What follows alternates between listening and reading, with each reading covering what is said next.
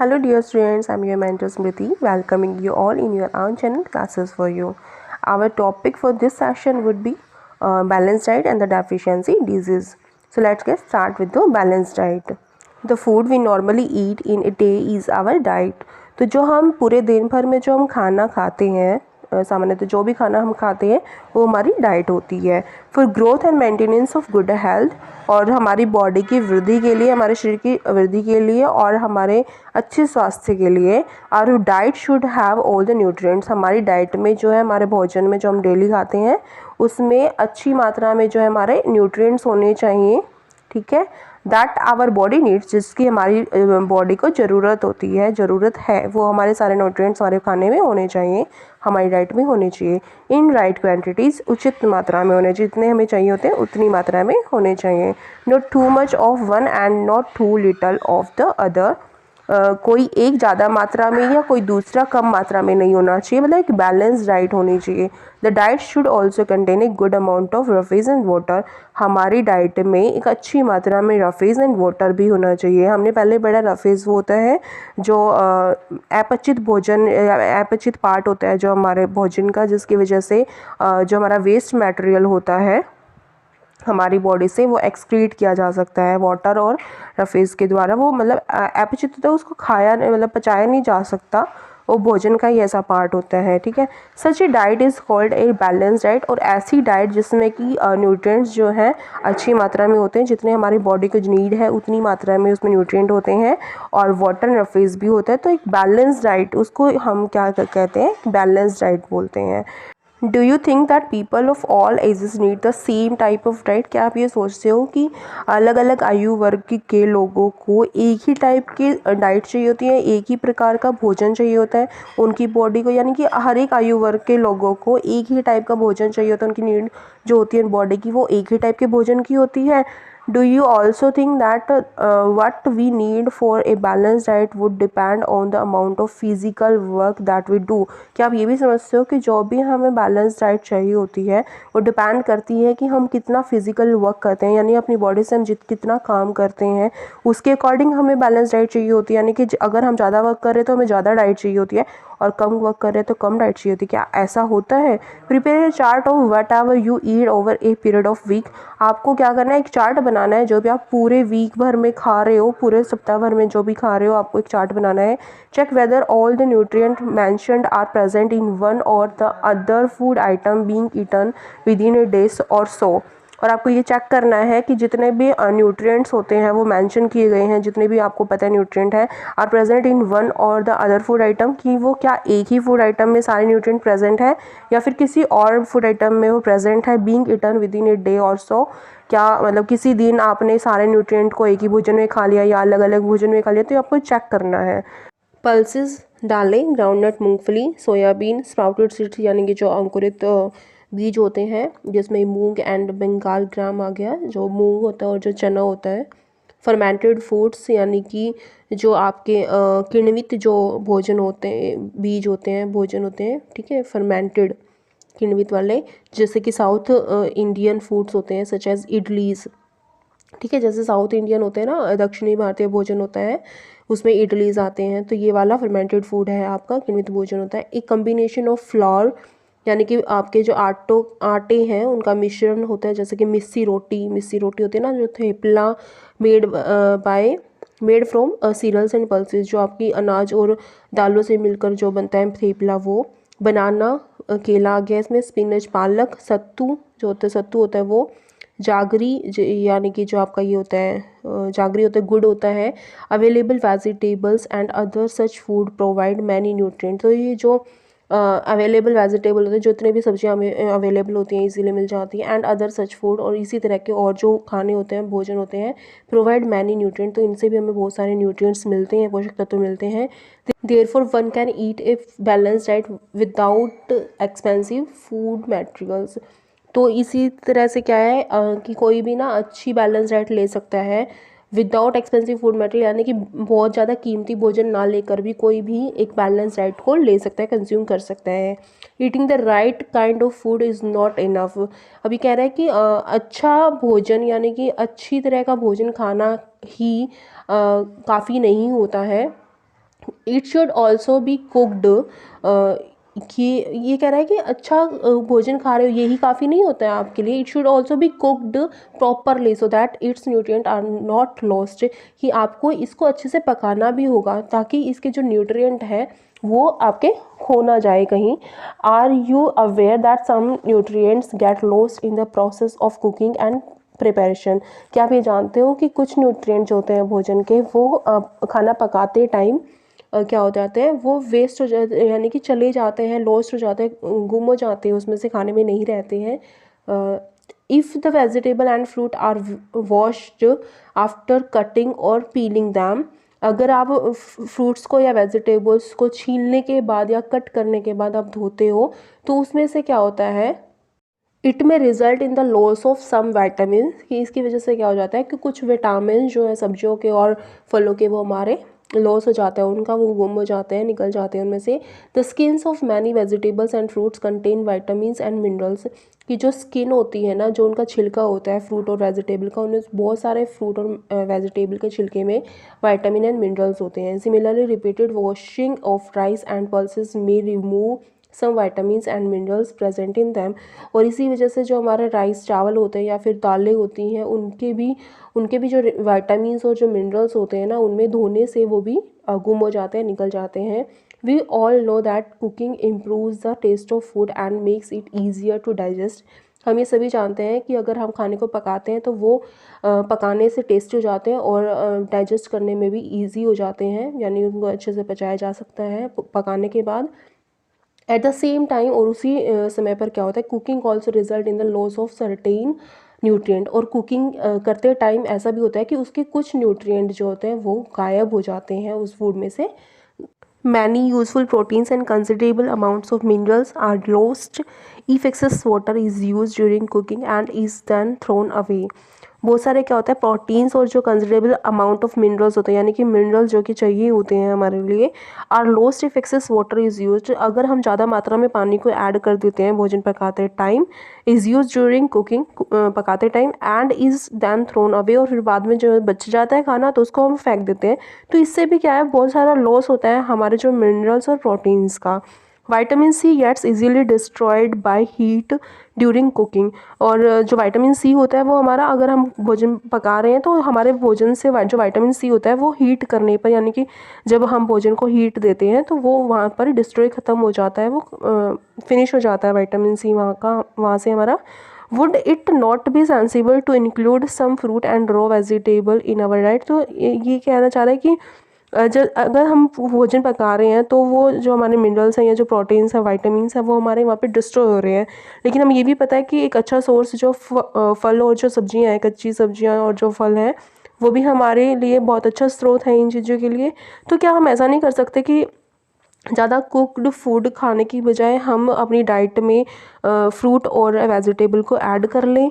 ऐसा भी तो हो सकता है कि हम वहाँ से भी इन मिनरल्स को, प्रोटीन्स, वाइटामिन्स को ले सकते हैं, जो हमारे मिनरल्स हैं या जो हमारे कंपोनेंट्स हैं जो हमारी बॉडी के लिए ज़्यादा ज़रूरी होते हैं। Boojho thought that fats would be the best food to eat.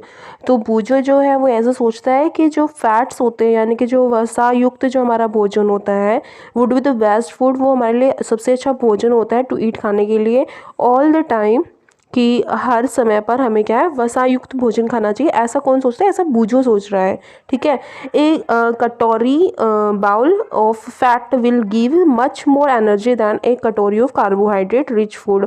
तो हमें ये पता है जो कार्बोहाइड्रेट होता है वहाँ से हमें एनर्जी मिलती है, लेकिन फिर हमें अगर कंपैरिजन किया जाए तो हमें पता है कि जो वसा होता है, यानी कि जो फैट होती है, वो हमें कार्बोहाइड्रेट से ज़्यादा एनर्जी देते हैं। तो बूझो इसी बेसिस पे सोच रहा होता है कि अगर मैं फ़ैट को ज़्यादा खाता हूँ ना तो मेरे को ज़्यादा एनर्जी मिलेगी बजाय कार्बोहाइड्रेट खाने के। तो फिर वो सोचता है कि मैं ऑल द टाइम की कार्बोहाइड्रेट के बजाय सिर्फ मैं फ़ैट खाऊं तो मुझ में एनर्जी बहुत ज़्यादा आ जाएगी, ठीक है।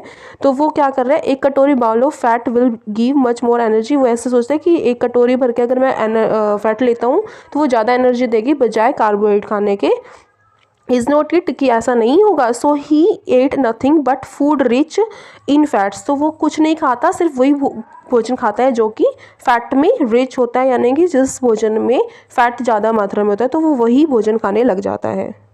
Fried food like samosa and पूरी स्नैक्स मलाई, रबड़ी एंड पेड़ा स्वीट्स। तो जो एग्जांपल्स दिए गए हैं जिसमें कि फ्राइड फूड हो गया, फ्राइड फूड जैसे कि समोसा, जो हमारे पके हुए भोजन है, जो तले हुए भोजन है, समोसा, पूरी हो गया। स्नैक्स मलाई हो गई जिसमें कि फैट होता है, रबड़ी एंड पेड़ा जो मिठाइयाँ होती है स्वीट, तो वो ये चीज़ें खाने लग जाता है, उसने यही खाना स्टार्ट कर दिया। Do you think he was right? क्या आप ये समझते हो कि वो सही था इस बारे में, कि जो उसने बेस बनाया है इस चीज़ के लिए कि अगर मैं ज़्यादा फैट लेता हूँ तो मुझ में ज़्यादा एनर्जी आ जाएगी बजाय कार्बोहाइड्रेट लेने के? तो क्या ये आपको लगता है कि ये इसका राइट डिसीजन था, या उसने ये सही किया था, सही सोचा था? No, of course not. तो क्या है इसका आंसर? तो नो ही होगा ना, क्योंकि हमें पता है फैट से तो हमें क्या ओबेसिटी हो जाती है, यानी कि मोटापा आ जाता है फैट ज़्यादा खाते हैं तो और कार्बोहाइड्रेट अच्छा स्रोत होता है एनर्जी के लिए, उससे हमारे बॉडी क्या है मेंटेन कर पाती है एनर्जी को। अगर हम अच्छी मात्रा में या एक उचित मात्रा में हम कार्बोहाइड्रेट को कंज्यूम करते हैं तो हमें एनर्जी का सोर्स होता है हमारे लिए। It can be very harmful for us to eat too much of fat rich food and we may end up suffering from a condition called obesity. तो हमें ये पता है it can be very harmful, कि बहुत हानिकारक हो सकता है हमारे लिए, फॉर अस हमारे लिए, टू ईट टू मच, कि बहुत ज़्यादा मात्रा में अगर हम फैट खा रहे हैं, फैट से यानी कि वसायुक्त जो भोजन हम खा रहे हैं, तो उसकी वजह से हमें हमें क्या होते हैं, बहुत ज़्यादा हानि हो सकती है। And we may end up suffering from a condition called obesity, और हम एक ऐसी कंडीशन तक पहुंच जाएंगे अगर हम ऐसा भोजन खाते रहेंगे, वसायुक्त भोजन खाते रहेंगे, तो हम एक ऐसी कंडीशन पर पहुंच जाएंगे जहाँ पर हमें बहुत ज़्यादा मोटापा आ जाएगा, और उस कंडीशन को हम ओबेसिटी बोलते हैं। और next topic is deficiency disease. A person may be getting enough food to eat, कि कोई भी इंसान हो सकता है कि उसके पास इनफ फूड तो है खाने के लिए, but sometimes the food may not contain a particular nutrient. लेकिन कभी कभी ऐसा होता है कि जो उसके पास इनफ फूड है खाने के लिए, ये उसके लिए इनफ है कि वो खा सकता है आराम से और उसका पेट भर जाएगा, लेकिन कभी कभी होता है कि उस फूड में ना एक पर्टिकुलर न्यूट्रिएंट नहीं होता जो उसको चाहिए होता है, उसकी बॉडी को ज़रूरत है, और उसमें नहीं होता है। If this continues over a long period of time, और अगर ये लंबे समय तक ऐसा ही होता रहे कि वो उसको फूड तो अच्छी मात्रा में मिल रहा है, कि वो खा सकता है, इतना मिल रहा है कि उसकी बॉडी की नीड पूरी हो रही है, लेकिन एक पर्टिकुलर न्यूट्रिएंट उसमें ना हो, कोई भी विटामिन हो सकता है, प्रोटीन हो सकता है, कोई भी अदर मिनरल्स हो सकते हैं, कुछ भी हो सकता है उसमें न्यूट्रिएंट, तो अगर वो एक लंबे समय तक उसको नहीं मिलता है फूड में, the person may suffer from its deficiency, तो उस इंसान में उस चीज़ की कमी हो जाती है। ठीक है, डेफिशिएंसी ऑफ वन और मोर nutrient can case disease or disorders in our body. अगर क्या है एक या एक से ज़्यादा न्यूट्रिएंट की डेफिशिएंसी हो जाती है, हमारे शरीर में कमी हो जाती है, हमें हमें हमारी बॉडी को नहीं मिल पाता है, तो क्या होता है केस डिजीज, उसकी वजह से हमें बीमारियां हो जाती हैं और डिसऑर्डर इन आवर बॉडी, और हमारी बॉडी अच्छे से काम करना बंद कर देती है। Disease that occur due to lack of nutrients over a long period are called deficiency disease. और ये बता रहा है कि जो ऐसी डिजीज होती है, जो ऐसी बीमारियां होती है जो कि न्यूट्रिएंट की कमी की वजह से हो जाती है, लंबे समय तक जब हमारी बॉडी को न्यूट्रिएंट नहीं मिलता और उसकी वजह से हमें एक बीमारी हो जाती है, तो ऐसी बीमारी को ही डेफिशिएंसी डिजीज बोला जाता है। If a person does not get enough protein in his or her food for a long time, अगर एक इंसान क्या है अच्छी मात्रा में प्रोटीन नहीं पा रहा है अपने फूड में, वो लड़का भी हो सकता है और लड़की भी हो सकती है, तो क्या ही और she is likely to have stunted growth, जो उसकी जो वृद्धि है, उसकी जो बॉडी की वृद्धि है, वो थोड़ी सी रुकी हुई हो जाती है, यानी कि रुक रुक के चलने वाली, यानी कि बिल्कुल या तो रुक रुक के चलने लग जाती है, वृद्धि रुक रुक के होने लग जाती है, क्योंकि उसको अच्छी मात्रा में क्या है वो न्यूट्रिएंट नहीं मिल पा रहे हैं। तो इसी वजह से वो लड़का भी हो सकता है और लड़की भी हो सकती है, दोनों में ये फैक्टर होता है कि अगर आप उसको एक प्रोटीन की कमी हो जाती है, इनफ प्रोटीन नहीं मिल पाता है, तो उसकी जो ग्रोथ है बॉडी की वो थोड़ी स्टंटेड हो जाती है, यानी कि कुछ टाइम के लिए रुक सी जाती है। उसमें कोई बच्चा भी हो सकता है, ठीक है, लड़की बॉय गर्ल मतलब चाइल्ड कुछ भी हो सकता है उसमें, तो वो रुक जाती है। देन स्वेलिंग ऑफ फेस, उसकी फेस पर क्या है स्वेलिंग आ जाती है, सूजन आ जाती है। डिसकलरेशन ऑफ हेयर, उसके जो बालों का कलर है, जो हेयर का कलर है वो भी उड़ जाता है या कलर चेंज हो जाता है। स्किन डिजीज एंड डायरिया, और उसको स्किन डिजीज भी हो सकती है और डायरिया भी हो सकता है। If the diet is deficient in both carbohydrates and proteins for a long period of time, अगर क्या डाइट में दोनों ही चीज़ों की कमी है, यानी कि कार्बोहाइड्रेट की कमी भी है और प्रोटीन की कमी भी है, द ग्रोथ में स्टॉप कम्प्लीटली, तो उस इंसान की जो ग्रोथ है वो बिल्कुल ही रुक जाएगी, right. Such a person become very clean and thin. तो ऐसा इंसान बहुत ही कमज़ोर हो जाता है और बहुत ही पतला दुबला सा हो जाता है। And so weak that he और she may not even be able to move. वो इतना पतला दुबला और कमज़ोर हो जाता है कि वो अब अच्छे से चल भी नहीं पाता और हिल डुल भी नहीं पाता। Deficiency of different vitamins and minerals may also result in certain disease or disorders. क्या कह रहा है कि डेफिशिएंसी हो जाती है अगर अलग अलग विटामिन्स की या फिर मिनरल्स की, उसकी वजह से भी क्या है सर्टेन डिजीज और डिसऑर्डर्स हो जाते हैं हमारी बॉडी में। यानी कि कुछ विशेष प्रकार की बीमारियां आ जाती हैं या फिर कुछ डिसऑर्डर्स हो जाते हैं, हमारी बॉडी उस तरह से काम करना बंद कर देती है जैसा जनरली वो करती है। Some of these are mentioned in table 2.3। तो आगे एक टेबल दी गई है 2.3, उसमें वो मेंशन किए गए हैं कि कौन सी विटामिन या कौन से मिनरल की कमी से कौन सी बीमारियां हमारी बॉडी में जनरली हो जाती हैं, कौन से डिसऑर्डर्स आ जाते हैं। All deficiency disease can be prevented by taking a balance diet. और इन सभी डेफिशिएंसी डिजीज से यानी कि कमी के कारण होने वाली बीमारियों से बचा जा सकता है अगर हम एक बैलेंस डाइट लेते हैं। यानी कि जितनी मात्रा में हमें जो जो मिनरल जो प्रोटीन विटामिन चाहिए होते हैं, अगर वो हमें उसी उचित मात्रा में हमें वो मिल रहे हैं हमारी बॉडी को, तो हम उन बीमारियों से बच सकते हैं, डेफिशिएंसी डिजीज से हम बच सकते हैं। In this chapter, we asked ourselves the reason why widely varying food from different regions had a common distribution।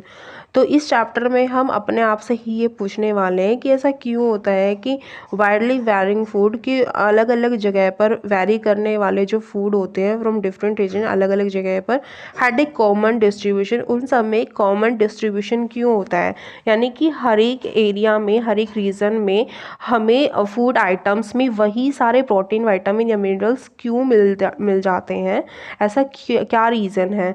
तो आप सबको अभी तक जितना हमने चैप्टर पढ़ा है उससे अंदाज़ा लग चुका होगा कि ऐसा क्यों होता है कि कॉमन डिस्ट्रीब्यूशन होता है हमारे फूड में हर एक न्यूट्रिएंट का। This distribution we find and shows that our meals have a balance of different nutrient needed by the body। तो ये जो डिस्ट्रीब्यूशन है अलग अलग रीजन में अलग अलग फूड आइटम्स का, इससे हमें ये चीज़ इंश्योर हो जाती है, बिल्कुल पक्की हो जाती है that our meals have a balance, कि हमारा जो खाना है उसमें एक बैलेंस बना रहे ऑफ डिफरेंट न्यूट्रिएंट की अलग अलग न्यूट्रिएंट्स का पोषक तत्वों का उसमें एक बैलेंस बना रहे नीडेड बाय द बॉडी, जो हमारी बॉडी को ज़रूरत है जिन जिन न्यूट्रिएंट की उनका एक बैलेंस बना रहे हर एक रीजन में हर एक फूड आइटम में। तो देखिए नेक्स्ट इज द टेबल 2.3 जो हमने मेंशन की थी ना कि हमें एक टेबल बनानी है 2.3 और उसमें सारी डेफिशिएंसी डिजीज डिसऑर्डर लिखने हैं और उनके सिम्टम्स की उनके जो डिसऑर्डर हैं वो क्या क्या हैं। तो देखिए इस टेबल में some disease disorder caused by deficiency of vitamins and minerals. तो विटामिन और मिनरल्स की वजह से या उनकी कमी की वजह से जो जो डिजीज हो जाते हैं और उनके जो सिम्टम्स हैं कि कैसे पता लगे कि ये डिजीज़ है, तो वो दिए गए हैं। देखें आगे पढ़ते हैं इसके बारे में। विटामिन और मिनरल, जैसे विटामिन ए है तो इसकी वजह से कौन सी डेफिशिएंसी या डिजीज़ होते हैं, लॉस ऑफ विजन, यानी कि दृष्टि को हम खो देते हैं, देखने की क्षमता को खो देते हैं। इसके सिम्टम्स हैं पुअर विज़न, कि अच्छे से हमें दिखाई नहीं देता, loss of vision in darkness night और sometimes complete loss of vision. तो इसकी वजह से क्या होता है कि अगर ये डेफिशिएंसी हो जाती है, विटामिन ए की कमी हो जाती है, तो उसकी वजह से हमें दिखना कम हो जाता है, कि हमें कम दिखने लग जाता है। और या फिर ऐसा होता है कि डार्कनेस में यानी कि अंधेरे में हमें बिल्कुल ही कुछ नहीं दिखता, कि बहुत कम ऐसा होता है ना कि अगर धीमी लाइट है तो हमें दिख जाता है, लेकिन अगर विटामिन ए की कमी होती है हमारी आंखों पर असर पड़ता है और हमें अंधेरे में या धीमी लाइट में दिखना बंद हो जाता है। या फिर ऐसा भी होता है कि कभी कभी sometimes complete loss of vision, कि बिल्कुल ही दृष्टिहीन हो जाता है इंसान विटामिन ए की कमी से। विटामिन B1 की कमी से यानी कि बेरी बेरी रोग हो जाता है, जिसको डेफिशिएंसी की डिजीज़ क्या है, बेरी बेरी हो जाते हैं, डिसऑर्डर हो जाता है। और इसका सिम्टम है कि वीक मसल्स हो जाते हैं, हमारे मांसपेशियाँ जो है वो वीक हो जाती है and very little energy to work, और काम करने में जो हमें एनर्जी ऊर्जा चाहिए होती है उसकी भी कमी हो जाती है विटामिन B1 की वजह से। विटामिन सी की वजह से स्कर्वी हो जाता है, यानी डेफिशिएंसी डिजीज़ होते हैं उसका नाम है स्कर्वी। अगर विटामिन सी हमारी बॉडी में अच्छी मात्रा में नहीं जा रहा है, सफिशिएंट नहीं है, तो हमें स्कर्वी हो जाता है, ये एक डिजीज़ है। और इसके सिम्टम्स हैं ब्लीडिंग गम्स, कि हमारे मसूड़ों से खून का निकलना, wounds take longer time to heal, और जो हमें वो हो जाता है वाउंड हो जाता है, यानी कि कोई भी हमें बीमारी इंजरी हो जाती है तो उसको ठीक होने में भी टाइम लग जाता है। तो अगर विटामिन सी की कमी होती है तो उसकी वजह से ही ये रोग हो जाते हैं और ये सिम्टम दिखाई देते हैं। इस रोग का नाम है स्कर्वी। तो नेक्स्ट है जो हमारा विटामिन डी, उसकी वजह से रिकेटस हो जाता है। रिकेटस में क्या होता है, इसके सिम्टम है bones become soft and bent. जो हमारी बोन होती हैं, जो हमारी हड्डियाँ होती हैं वो कमज़ोर हो जाती हैं, यानी कि सॉफ्ट कोमल हो जाती हैं और बेंट हो जाती हैं, मुड़ जाती हैं। रिकेटस का एक अच्छा एग्जाम्पल है कि देखा होगा रिकेटस कुछ बच्चों में क्या होता है, उनकी लेग्स ना टेढ़ी हो जाती हैं, उनके जो बोन्स होती हैं वो सॉफ्ट हो जाती हैं और वो बेंट कर जाती हैं, मुड़ जाती हैं, तो वो उनके पैर जो है टेढ़े हो जाते हैं। तो ये रिकेटस होता है विटामिन डी की वजह से होता है। विटामिन डी की अगर कमी हो जाती है बॉडी में तो रिकेटस नाम की बीमारी हो जाती है। कैल्शियम जो है बोन एंड टूथ डिके, तो कैल्शियम की वजह से क्या होता है, बोन या फिर जो टूथ होता है हमारा, जो दांत होते हैं उन वे गिर जाते हैं, ठीक है, दांत गिर जाते हैं। वीक बोन्स टूथ डिके, और इसकी वजह से क्या है, जो हमारी हड्डियां हैं वो कमज़ोर हो जाती हैं कैल्शियम की कमी के कारण, और जो हमारे दांत है वो जल्दी जल्दी गिरने लग जाते हैं, टूटने लग जाते हैं। आयोडीन की वजह से क्या है, गोइटर हो जाता है, जिसको घेंगा रोग बोलते हैं। और इसकी जो सिम्टम्स हैं, glands in the neck appear swollen, तो जो हमारी ग्लैंड होती है ना, जो नेक की जो गर्दन की जो ग्रंथि है, नेक की गले की जो ग्रंथि है वो हमारी फूल जाती है, स्वेलो कर जाती है, यानी कि वो सूज जाती है। मेंटल डिसेबिलिटी इन चिल्ड्रन, और इसकी वजह से गोइटर की वजह से, आयोडीन की कमी की वजह से जो है बच्चों की मानसिक जो क्षमता होती है वो भी डिसेबिलिटी हो जाती है, वो अच्छे से सोच विचार नहीं कर पाते, उनकी मानसिक क्षमता जो है कमज़ोर हो जाती है। आयरन जो है, आयरन की कमी से एनीमिया हो जाता है, जिसकी वजह से वीकनेस आती है, कमजोरी आ जाती है शरीर में। तो ये कुछ एग्जाम्पल्स है कि हमारी बॉडी में विटामिन और मिनरल्स की कमी के कारण होने वाली जो डिजीज़ हैं वो कौन कौन सी हैं और उनके सिम्टम्स कौन से हैं। So okay student, this was all for today's session. In our next class we will do our chapter number 3, that is fiber to fabric. Till then, if you like my effort, then please do like and share my videos with your friends and subscribe my channel. Also hit the bell icon given below to get the notification for all my new videos. Thanks for watching. Thank you so much.